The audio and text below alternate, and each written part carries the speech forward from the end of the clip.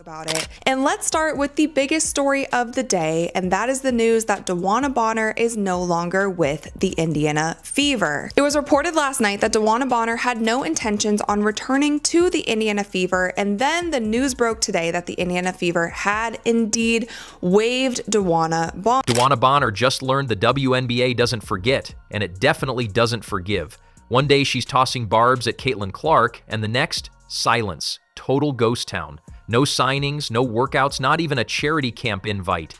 It's like the league collectively hit block at the same time. Did Bonner torch her own future with one too many ego flares? Or are we witnessing the most coordinated cold shoulder in pro sports history? Buckle up, this fallout is juicier than a courtside feud after a buzzer beater loss. The Indiana Fever, aka America's team, baby. It's the talk of the town. It's the talk of the town. Want to know why? DeWanna Bonner has been waived after quitting on America's team because she decided she wants to hoop and hump. Bonner really blew it this time. She didn't just burn the bridge. She turned it into a full-blown 4th of July show, striking the match while slow-mo strutting like she was filming a sneaker commercial. And what was it all for? To pretend she was still the face of a team she barely contributed to. Overrated doesn't even cut it. She treated herself like WNBA royalty while the league had already moved on. Her stock tanked, her minutes vanished, and now she's left holding nothing but pride and a rapidly shrinking fan base. Steph, did you even... Oh, sorry. Do you have any parting message for DeWanna or anything? Like that you've coached her before the season, obviously. Yeah, I mean, first and foremost, obviously we're disappointed that things didn't work out. I love DB. I mean, DB is somebody that I have so much respect for. She's a Hall of Famer. And while I'm disappointed, I always, first and foremost, want her to be happy. And so I'm thankful for the time that we've had, and certainly, want her to be happy and wish her the best, and turning right now our focus to our team and what we can do to continue to get better. Somehow, Bonner genuinely believed that blowing up team chemistry, skipping games, and treating leadership like a side hustle was still enough to keep her name hot on the market. But the only thing buzzing now is dead air. No calls, no interest. Just her, a chorus of crickets, and Caitlyn Clark's name echoing through every arena like poetic justice. Because Bonner didn't just overestimate her value, she acted like the WNBA still revolved around her, when in reality the game has moved on, and she's been left spinning in her own delusion. The fix was in, bruh. I'm convinced the fix has been in this whole time, bruh. I'm sitting thinking about it. I'm sitting back thinking about it. I'm like, nah. DeWanna Bonner knew damn well she didn't want to come to Indiana. She knew she didn't want to be there. She knew she didn't want to be there. I think the fix was in. The Phoenix Mercury didn't have the bread to pay her. She said, I'm going to get the bag elsewhere, and then I'm going to force my way out to where within the first half of the season before All-Star, Alyssa Thomas, I'm going to be on your team. I think the fix has been in. I think the Phoenix Mercury knew this. Here's the kicker. The Indiana Fever shouldn't even flinch in her direction. No second chances. That chapter isn't just closed, it's shredded and tossed.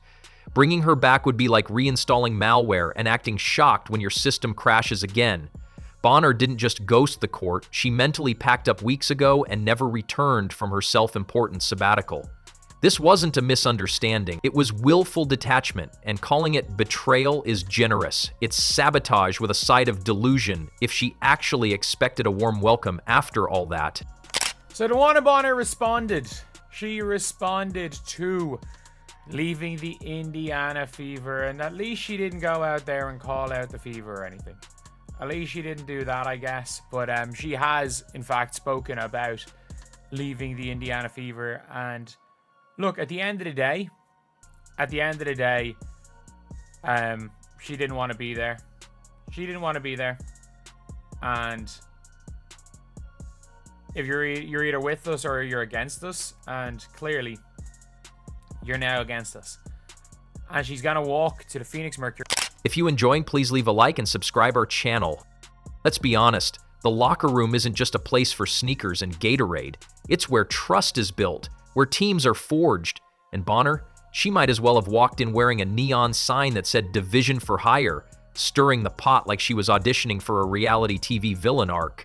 1 minute it's team unity, next thing you know, players are side-eyeing each other like someone voted them off the island. And it's not just tension, it's an influence. That quiet, smirking kind of manipulation that turns teammates into question marks. She plants doubt like a gardener of drama. One whispered complaint here, one passive-aggressive jab there. You can't bring someone into a locker room who thinks being a team player means acting like a guest star on her own show. This isn't the Bonner Hour. This is pro basketball, and cohesion matters more than cold shoulders and post-game vanishing acts. Imagine being a rising star trying to find your rhythm, and in walks the self-appointed team monarch with a playlist of grudges and an allergy to leadership. And she scammed Indiana. Caitlyn Clark is in a slump. Caitlyn Clark, a.k.a. White Jesus, a.k.a. Jesus Clark, is in a slump. But guess what, Jesus? Guess what, Jesus? We're still riding with you, baby, and we're not giving up on you. Indiana Fever gets rid of one and adds another. That's not a veteran presence. That's a chaotic energy drink in human form. Young players don't need inspiration from someone who treats commitment like an option. They need support, structure, and someone who doesn't vanish faster than her shot percentage under pressure. And what's worse? She's not just dragging herself down, she's subtly recruiting allies. The kind who start echoing her complaints, mimicking her attitude, questioning coaching decisions with a smug little shrug. Suddenly, it's not just one rogue agent, it's a ripple effect of unrest, like a group project gone nuclear. And for what? So she can keep pretending the league revolves around her shadow? Let's not forget, this league thrives on narrative, and Bonner's is going down as the cautionary tale of the season. The player who mistook self-importance for impact. The vet who thought tenure outranked teamwork. The walking plot twist that no team wanted in their locker room because she turned veteran leadership into walking HR issue. It's not even about talent anymore. It's about trust, and she cashed all of hers in for a handful of pettiness and a seat at a table that doesn't exist. Once a cornerstone, now a caution flag. Once a leader, now a red flag with fancy sneakers. Because talent without loyalty is just a ticking time bomb waiting to detonate mid-season, and nobody wants to be the team left cleaning up the debris. So the interesting part of all this was the personal reason stuff was a smokescreen. It was a cover-up.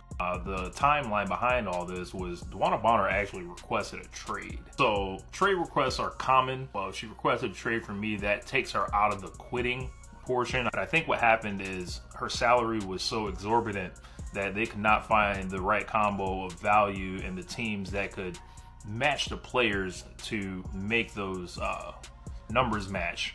And it only being, 14 games into the season, there's not a lot of sample size of effectiveness, and I think it made the player evaluation. Let's talk math, because Bonner clearly missed that class. You don't subtract commitment, divide unity, and expect to multiply wins. The league isn't just watching what happens on the court. They're clocking who lifts the team off it. And right now, all they're seeing is someone who thought betrayal would earn her leverage. Instead, she got benched by the universe itself. And still, the audacity lingers. Bonner walking around like her phone's just on silent, like the league's interest is stuck in a spam folder. Girl, they saw the receipts. They saw the attitude, the absence, the iced-out teammates. They saw her make everything about her and then act shocked when nobody wanted to join the rerun. It's not the silence that's loud, it's the why behind it. Here's what Fever management should do. Lock the door and throw away the spare key. She had her shot. She chose herself over the squad. And now, pretending there's a path back is just delusion in disguise. Letting her return would send the worst message possible, that you can divide the team, undermine the mission, and still get a pat on the back. Spoiler, not this time. Not with Caitlyn Clark out here catching elbows and still showing up. Bonner wanted to be the headline, but now, she's just the fine print. Meanwhile, other teams are watching the implosion like it's a masterclass in what not to do. If you want to lead, you show up. If you want loyalty, you give it. If you want to come back, maybe don't ghost your own team when the spotlight shifts. So DeWanna Bonner pulls one of the weakest moves in sports history and quits? on the Indiana Fever, not even halfway through this season, man. Your ass couldn't hit the fucking side of a barn and was stinking it up every game, and you're mad about a starting spot or some bullshit? Completely lost all respect for your punk ass, man. And now your preferred destination is the Phoenix Mercury and the Dream. Oh, what? So you can go back with Alyssa Thomas and Scissor? What the fuck kind of bullshit is this? And then all the people that hate Caitlyn Clark so much, the Black Clan and Black Clan Panders, are sitting here supporting this weak ass move. And yet she still acts like the league did her dirty, like being passed over is some grand injustice instead of the very predictable result of her own PR nightmare. That's the funniest part, watching someone light a fire, roast their own chances, then stand in the ashes asking why nobody brought marshmallows. Even the fans are side-eyeing now, not just because she turned her back on Caitlyn Clark, but because she turned her back on what the sport is supposed to be about. Not one-player shows, not passive aggression and petty beefs, not clicks and cold shoulders. It's supposed to be about unity, sacrifice, fighting for each other. She chose herself, and now she's by herself. This isn't just karma, it's poetic justice with sneakers on.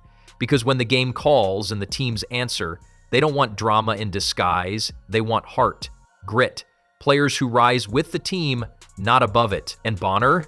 She made her decision. She just didn't realize. Everyone else could see through it in high definition. Now she's stuck on the sidelines, clutching old stats like they're golden tickets, wondering why the arena doors won't swing open. But the league moved on, the game evolved, and the only person who didn't get the memo was Bonner herself. Still thinking she's the protagonist, while the rest of the cast has already wrapped the season without her.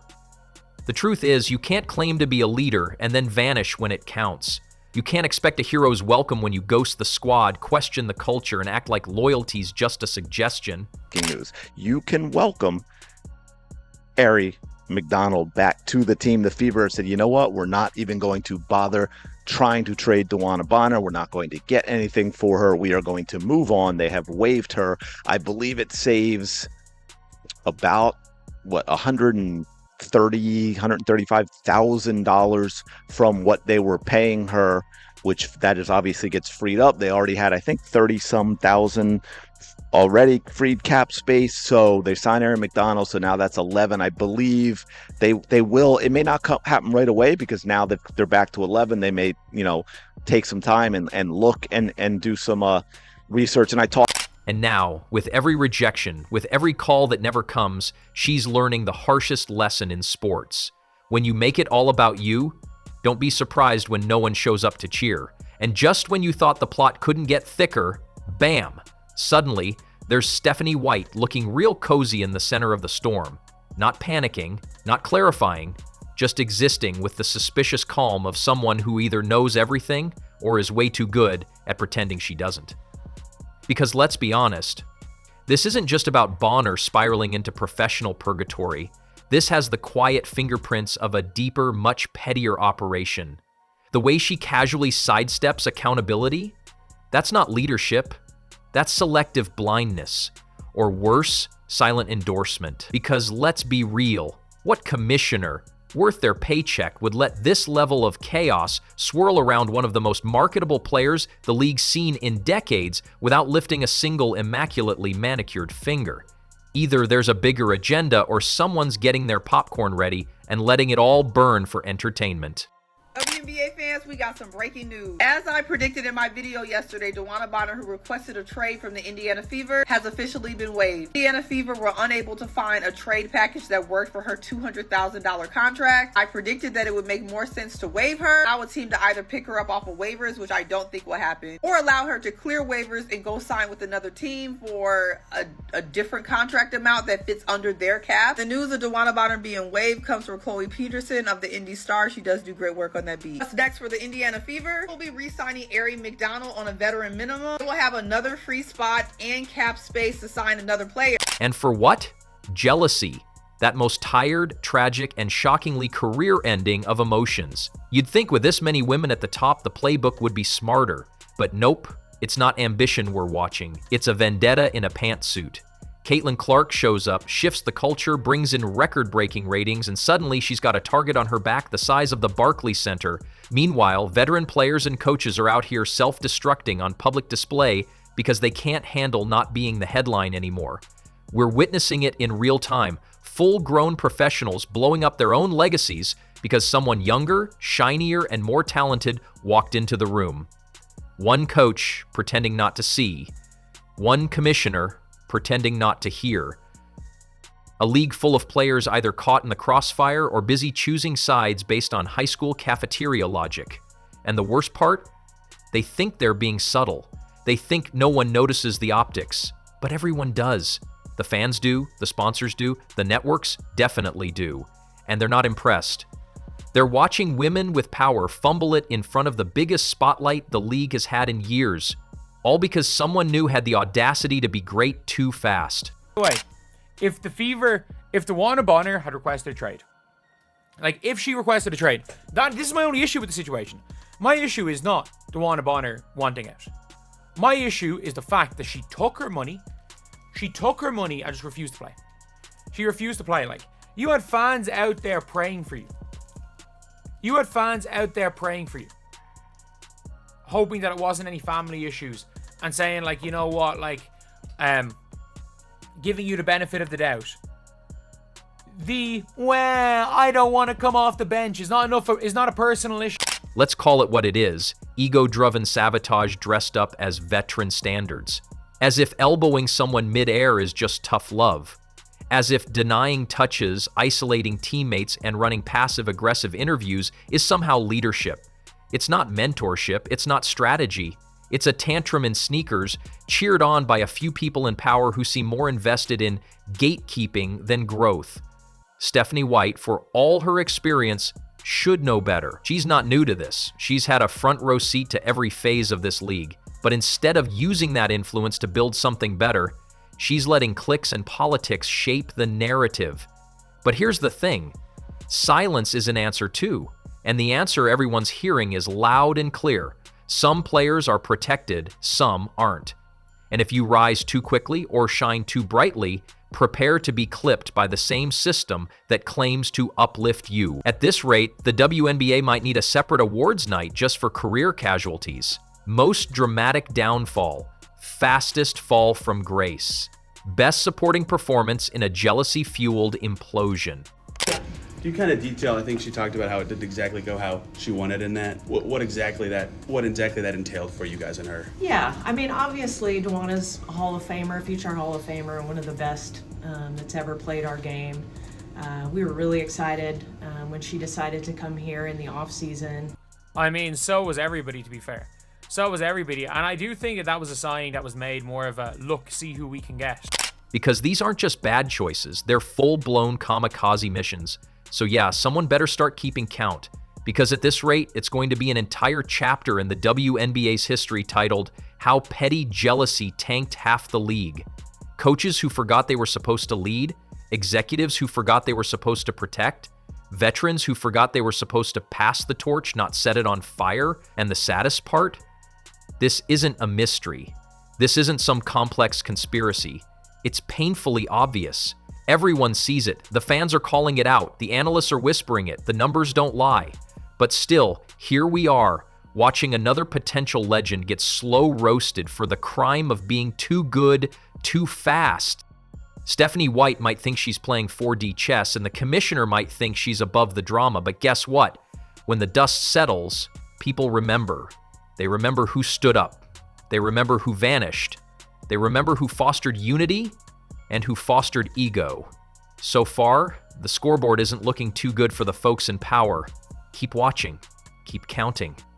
Because the pettiness parade isn't over yet. It's just getting warmed up. If you enjoyed leaving a like and subscribing, more videos are on the screen now.